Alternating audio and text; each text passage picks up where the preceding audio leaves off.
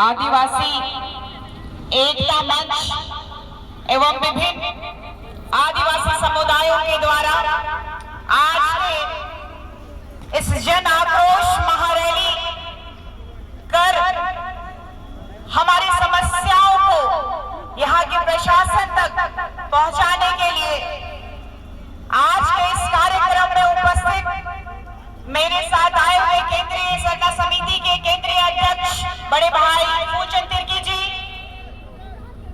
विनय मुर्मू जी, रमेश हेमब्रम जी, अमर तिर्की जी, सोनी तिर्की जी, खुशबू नायक जी और यहाँ पर उपस्थित हमारे प्रिय भाई ईश्वर हेमब्रम जी, इतवारी हेमब्रम जी, पूरन हांसदा जी, हीरालाल टुडू जी, अर्जुन हेमब्रम जी, बसंती कुजूर जी, शुक्रलाल बास्के जी, सुनीता टुडू जी और बंचा सिंह, जितने भी हमारे सामाजिक अगुवा हैं और यहाँ उपस्थित हमारे तमाम मेरे गार्जियन, मेरे बाबा, मेरी माँ, मेरे भाई, मेरे बहन, मेरे संगी, मेरे साथी, सबको मेरी तरफ से जम्मा जम्मा जोहार।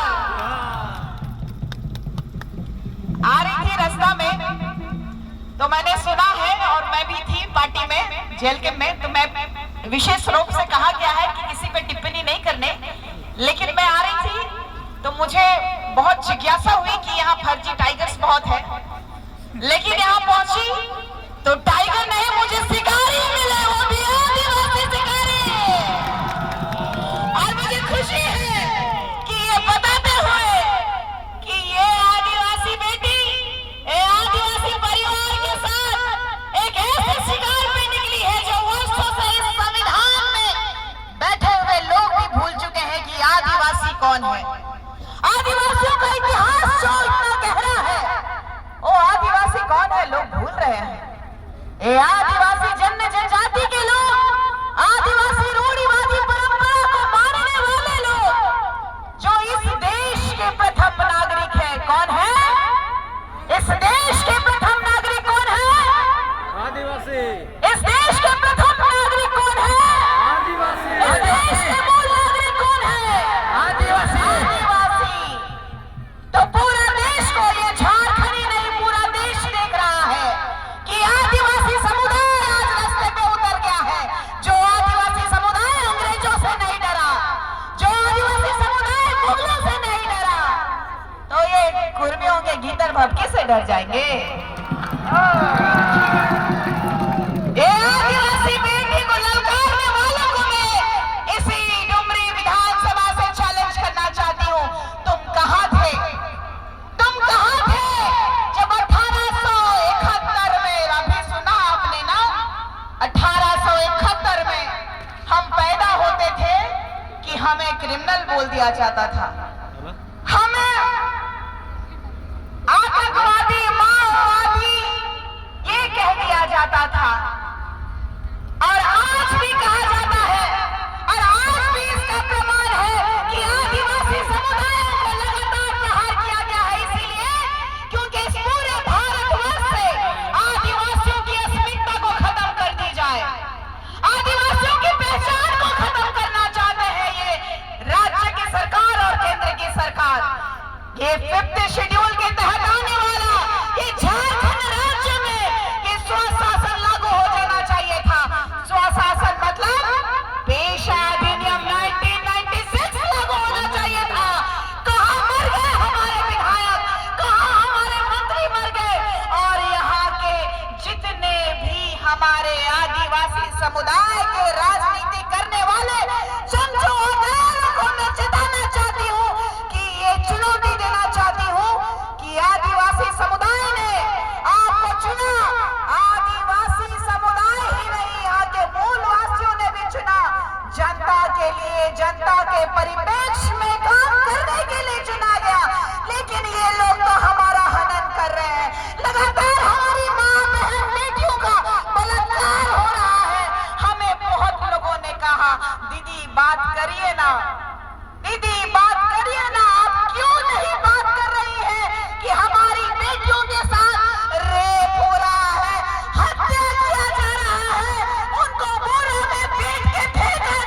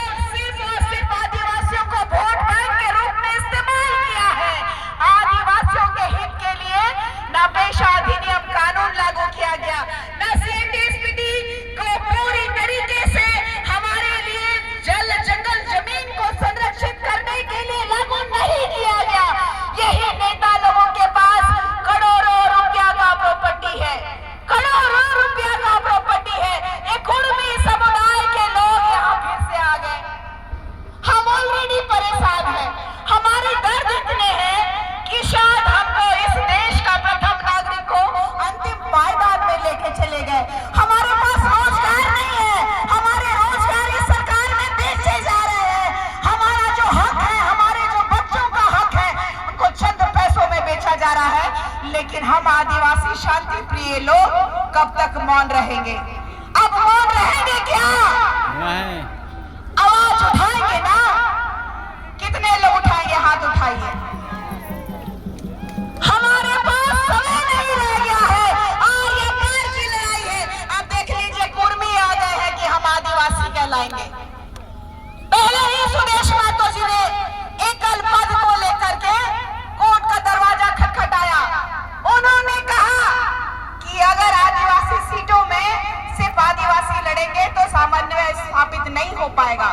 कोर्ट ने खारिज किया, हमें नीचा दिखाया गया, आदिवासियों की सीटों को सामान्य किया गया। आदिवासी समुदाय के बुद्धिजीवी 2010 में पुनः वो कोर्ट का दरवाजा खटखटाते हैं और हमारे सीटों को आरक्षित करते हैं। 81 विधानसभा सीट में 28 सीट हमारी है, 28 सीट में 10 धर्मांतरित है। कौन कौन कहता है जय सरना, जय जय सरना? ये है हमारी पहचान, ना कि धर्मांतरण। धर्मांतरण का बिल लागू हो गया है 2017 में, लेकिन इस पे सुनवाई नहीं हो रहा है। हमें उस 10 सीट के लिए भी लड़ना है। उस 10 सीट में भी हमारे रूढ़िवादी परंपरा को मानने वाले भाई बहनों को स्थापित करना है। अब तैयार हैं? एक तरफ सुदेश महतो कहते हैं कि हम लव के वंशज है और कुशवाहा कुश के वंशज है। ये दोहरी नीति नहीं चलेगी। ये दोहरी नीति, कपटी नीति, राजनीति वाली गंदी राजनीति नहीं चलेगी। और हम चेताना चाहते हैं, फर्जीवाड़ा भी नहीं चलेगा। हमारे लोगों के साथ देख लीजिए, ये शासन प्रशासन, चाहे पुलिस विभाग हो, चाहे डीसी हो, चाहे डीडीसी हो, चाहे यहाँ का जितना भी प्रशासनिक पदाधिकारी है, उनको संवैधानिक तरीके से क्यों रखा गया मालूम है ना? जब मुगलों से हमारे पूर्वज लड़े, जब अंग्रेजों से हमारे पूर्वज लड़े, तब जाके इस भारत में संविधान का गठन हो पाया। जब हमारे आदिवासियों ने इस भारत देश में स्वतंत्रता की एक नई लहर दौड़ाई, तो विधानसभा का गठन किया गया और उसके अध्यक्ष बाबा साहेब चुने गए। और बाबा साहेब ने हमारे लिए विशेषाधिकार बनाया, क्योंकि वो जानते थे कि जब अंग्रेजों का शासन था तो आदिवासी महिलाओं के तन पे, दलित महिलाओं के तन पे कपड़े पहनने की इजाजत नहीं थी, ब्लाउज नहीं पहन सकते थे। लेकिन क्या अब हमारा झारखंड सुधर गया है? आज भी देखिएगा, कई महिलाओं के पास ब्लाउज पहनने के लिए कपड़ा नहीं है, खाने के लिए चावल नहीं है, अच्छी स्वास्थ्य चिकित्सा नहीं है। हमारे लोग बीमार होते हैं तो खाट पे लेके जाते हैं। हमने इसीलिए प्रशासनिक पदाधिकारी को नहीं रखा था। आज हम लोग उनके सामने जाके ऐसे खड़े रहते हैं, ऐसे खड़े रहते हैं जैसे हम उनके नौकर हैं। अरे इस देश के मालिक हैं हम, गर्व से कहो इस देश के मालिक हैं, इस देश के प्रथम नागरिक हैं। कब आप लोग समझेंगे कि वो हमारे नौकर हैं, हम उनके नौकर नहीं हैं। हमने उनको काम करने के लिए रखा है, हमारे लिए वो लोग नौकर हैं। कितने लोग सहमत हैं? सहमत है तो डर को हटाइए। और ये कुर्मी तो अभी सिर्फ एक मसला है, जिसको हम लोग मसल के निकलते हुए आगे चले जाएंगे। क्योंकि जब जब आदिवासी समुदाय में प्रहार किया गया है, जब जब आदिवासी समुदाय को ललकारा गया है, तब तब आदिवासी समुदाय ने तीर धनुष उठा करके अच्छे अच्छे बंदूकधारियों को भी जवाब दिया है कि नहीं दिया है? तो मैं एक ही चीज कहना चाहूंगी कि आदिवासी समुदाय इतना कमजोर आप मत समझिए। बहुत ही गहरा इतिहास है, खून से रंगा हुआ इतिहास है। चाहे तिलका मांझी जी की बात करिए, वीर बुद्धू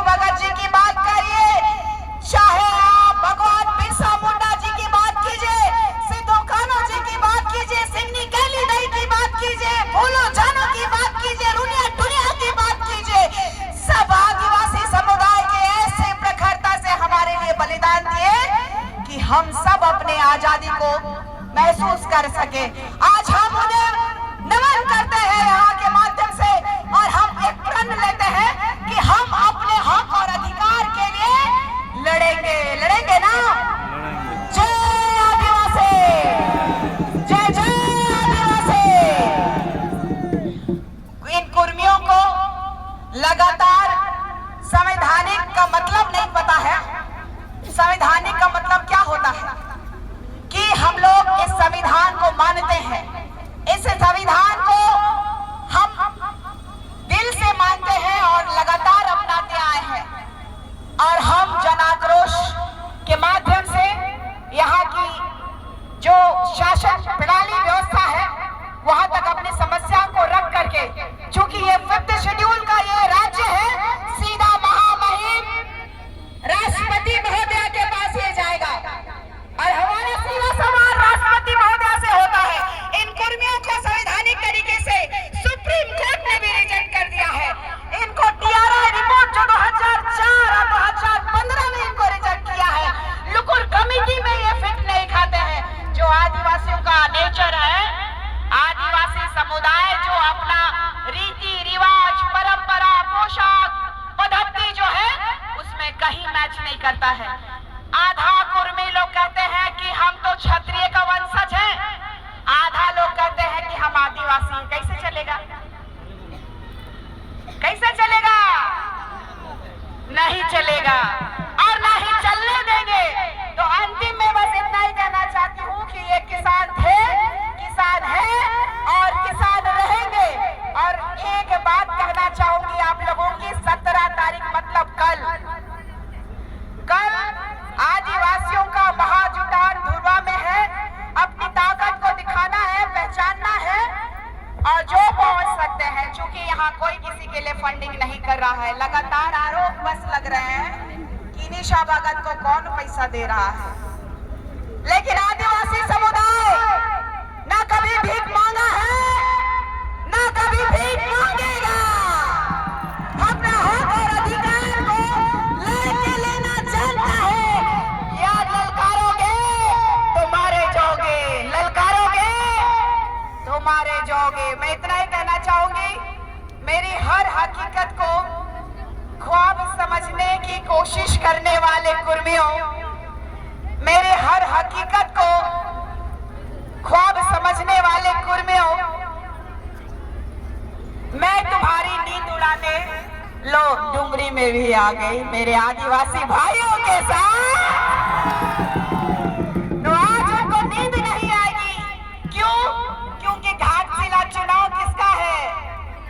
आदिवासियों का है। आदिवासी सीट है ना जी। आदिवासी अपनी ताकत बताएगा कि बीजेपी ने हमसे कैसा छल किया। बीजेपी के सुदेश महतो जिताएंगे। बीजेपी में सुदेश महतो जी है ना, बीजेपी में सुदेश महतो जिताएंगे अपना कैंडिडेट को? नहीं ना? तो जोर से बोलिए, बीजेपी में सुदेश महतो जिताएंगे? जेल कैंप का जो कुर्मी लोग सोचता है शासन करेंगे तो कोई भी कैंडिडेट दे देंगे, चाहे किसी को भी दे, कितना नामचीन हो, कोई भी हो, हम उनको वोट नहीं देंगे। और वर्तमान सरकार को तो हम लोग थक गए। ये कोयला भी हमारा, ये बालू भी हमारा, बॉक्साइट भी हमारा, खेत खलियान भी हमारा, लेकिन ये सरकार तो लूटने में लगल है। कोर्ट ने आदेश दे दिया है, पेशा अधिनियम लागू करो, पेशा अधिनियम 1996 लागू करो, लेकिन ये कुर्मी समुदाय कभी नहीं चाहता था कि ये पेशा अधिनियम लागू हो। कुर्मी समुदाय ने लगातार विरोध किया है कि इस झारखंड राज्य में अगर पेशा अधिनियम कानून लागू हो जाएगा तो इस झारखंड राज्य में एक एक गांव में जल, जंगल, जमीन, खनिज संपदा का मालिक आदिवासी है और रहेगा। जितना भी नेता लोग आज कोयला पकड़ने के लिए बस रोकता है ना, ट्रक रोक रहा है ना, ट्रक जितना भी माल लगल ट्रक रोक रहा है कि नहीं रोक रहा है? देख लीजिए, विधायकों रोक रहे हैं, पार्टी का लोग भी रोक रहे हैं, लेकिन आदिवासी लोग नहीं रोक रहे हैं। क्यों भाई, क्यों नहीं रोकते?